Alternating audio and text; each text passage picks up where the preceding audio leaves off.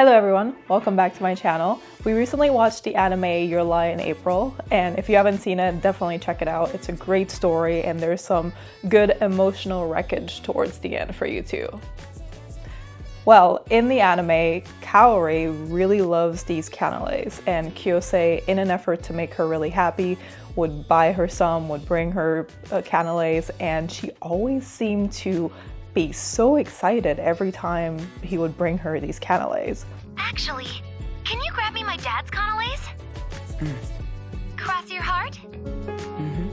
So we were thinking to ourselves, what on earth are canelés, and can we make them ourselves?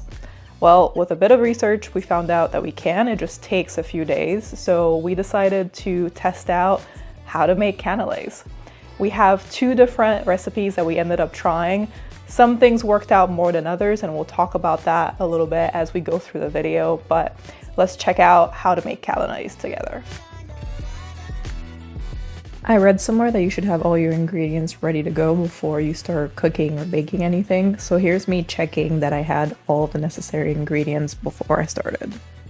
I'll put the ingredients on the screen for you to reference, or you can check out the link in my video description to see the full recipe. Also make sure that you have a canelé mold for you to bake them. So the first step is to cut the vanilla beans and scrape the seeds from the insides. Oh wait, please hold. Nope, so the first step is actually to rehydrate the vanilla beans, and then you'll be able to cut through them and scrape the seeds. So instead I'm going to melt the butter, and there are fancier ways to do this, but I'm literally just putting it in a bowl and tossing it in the microwave for about 30 seconds or so. So now I'm going to mix together the sugar, eggs, egg yolk, and melted butter later on. You'll see here that I'm using a food scale to measure the sugar, and that's because all of the ingredients were in grams, so I just found it easier to use this food scale to measure how much I'm putting in. You ever have this issue when you separate egg yolks and egg whites, where you have a bunch of egg whites that you don't know what to do with?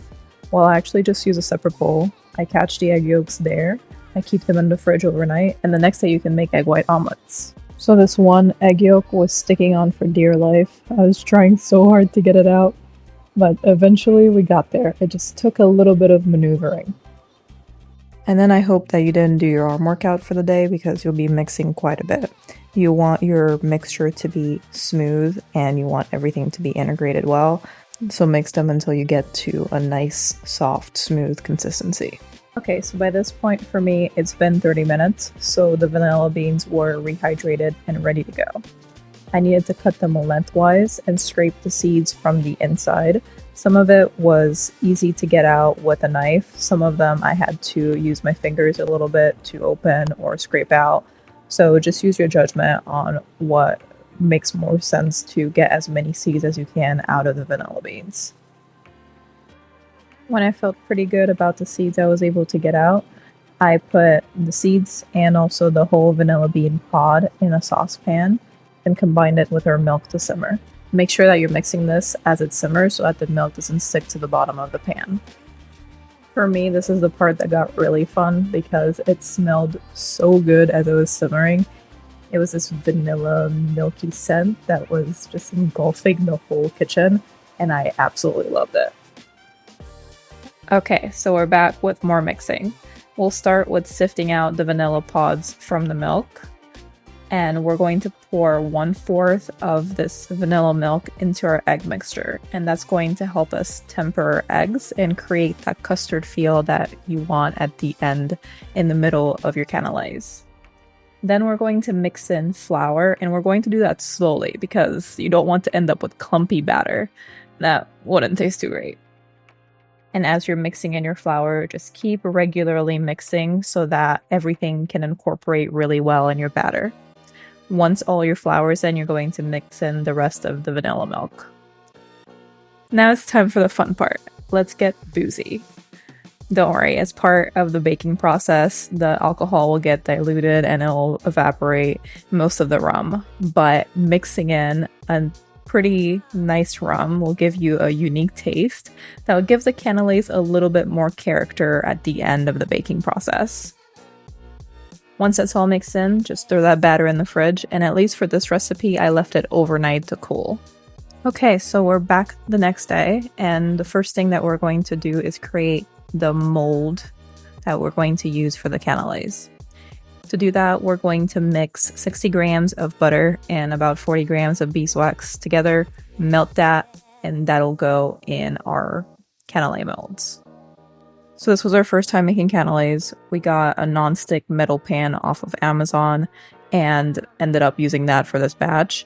Later on, after we've done the first 2 batches that you'll see here, we ended up getting copper tins. We haven't used those yet for canelés, but if you're interested in seeing how those come out, let me know and we can do a separate video on that. Also for the mold coating, there are 2 different things that I'm going to do here.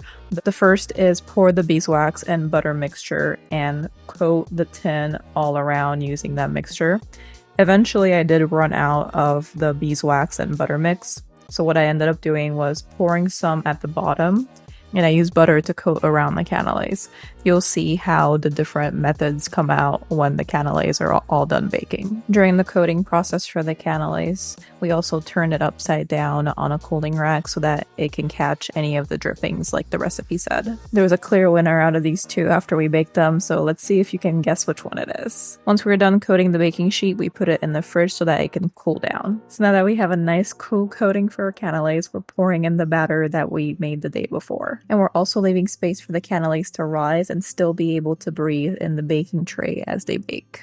For baking, there are 2 temperatures that you'll need to remember. The first is 550 degrees Fahrenheit for 10 minutes so that you can create the mold of the canelés, and the second is 375 degrees Fahrenheit for another 50 minutes or so to cook your canelés all the way through. And once you're done baking, you can pull out your canelés and flip them on a cooling rack graciously. Please hold. Okay, not so graciously, but we got there. Then flip your canelés upside down and let them cool for about 2 hours. Okay, so here are the differences in how the molding came out. The ones that had more beeswax and butter mixture came out with a very strong molding. It was a little bit burnt, so you don't want to put as much of the mixture for your molds. The ones that had the butter coating came out pretty good, but in the next recipe we did it much better still. Both of these came out custardy in the middle and tasted really good. I forgot to record the inside of these 2, but don't worry, in the next recipe you'll be able to see what the inside looks like. Okay, so on to the second recipe. I'll put both recipes down below in the description for you to reference, and since you already know the drill for how to make canelés, I'll point out how this recipe is different than the previous ones and some things that I liked about it. The first thing is that we mixed our dry and wet ingredients together first separately before mixing them together. I've heard from some of my baker friends that that's pretty common practice because it helps prevent separation better. In the previous recipe, I had to remix the batter a few times, and with this approach, I didn't have to do that. Also, we ended up putting the vanilla bean pods back in the mixture so that it cools with the batter. So we let this batter rest for 48 hours as opposed to 24 hours in the previous recipe. The previous recipe also mentioned that you should do that, but I decided to test out the 2 different methods to see how they would come out, and 48 hours is definitely better. So if you're able and patient enough to wait that long, please do that. I also really like that we sift through the batter after mixing it all together because you end up with a smoother consistency. You can mix the batter as much as possible, but you never know. Clumps sometimes still get in there, so doing that sifting process helps you take out any of those clumps that might have just snuck in there. So before cooling, we ended up putting the vanilla bean pods back in the mixture so that it rests with the batter. And what that does is just give you more vanilla flavor. When you're scraping the seeds off, you're sure to miss some that are going to be left in the pods. So when you put that back into the mixture and let it cool together for the 48-hour period, it gives you more of that vanilla flavor. You just have to remember to remove them once the mixture is all cooled after the 2 days. Also, for the ratio of butter and beeswax, we ended up doing a 1-to-1 ratio this time, so there was more butter in the coating. And if you remember from the previous recipe, the coating that came out the best was the one that had butter around it too. So this mix of 1-to-1 actually came out with a really great coating, and I think it's because there's more butter in there. Okay, so this is a process that I really like for coating your canelés, and both recipes actually recommend the same thing. You pour in the beeswax butter mixture into the mold, pour it out as quickly as possible, And if you have separate molds, you can actually turn that on to your cooling rack right away. But since we had a tray, we ended up redoing that process and pouring in and pouring out the mixture as quickly as possible. Once it was fully coated, that's when we flipped the baking tray to let it cool. For baking, we ended up preheating the oven at 550 degrees Fahrenheit for an hour this time, and that allowed for a really hot environment. Your oven was set as soon as you put those canelés in there, so it ended up with an even better mold. Also, we live in a pretty old apartment here in Boston, and as we were baking the canelés, our fire alarm went off. I promise I wasn't burning down the apartment, nothing was burning, but just make sure that you either open a window or put your vent full blast when you're making your canelés if you live in an old building like we do. Okay, so at this point, you've baked your canelés, you've taken them out of the oven without your fire alarm going off. So the last time I had the cooling tray without anything under it, and the drippings got everywhere. It was a mess to clean up, so I really liked doing the baking sheet and putting a paper towel, or if you only have paper towels, you can put that underneath the cooling rack because it catches those drippings and it saves you on the cleanup time. Alright, and now our canelés are ready to eat. My boyfriend and I ended up doing a live stream on his channel of us watching Your Line April and eating the canelés. I'll put the link somewhere around here. He really liked the canelés. It ended up being custardy on the inside. The coating was absolutely beautiful. So this batch came out great. All right, and that's all on canelés. A few things that we learned throughout. The inside is going to be more of a custard feel. It's not going to be cakey. So if your canelés are coming out a little bit softer in the middle, that's totally okay. When you're using beeswax, it sticks to everything. So make sure that you're using a mix of butter and beeswax if you don't want it to be too highly coated. And whatever surface that you have beeswax on, make sure it's covered. So we bought these things to cover our surfaces when we use beeswax. Or make sure that you have a great way to scrub off whatever beeswax is on your counters after. Also, when you're using vanilla beans, that was a big lesson for me. You have to soak them for 30 minutes because cutting the insides are going to be way too dry if you're not soaking it beforehand. Also, the longer that you leave your mixture to rest, the better it's going to be. I know we can be impatient with these things, but we did a batch where we left it out for 24 hours and we did another batch that was left out for 48 hours. And it was significantly better because the flavors were able to be more enhanced. So the longer you can leave it out in the fridge, the better.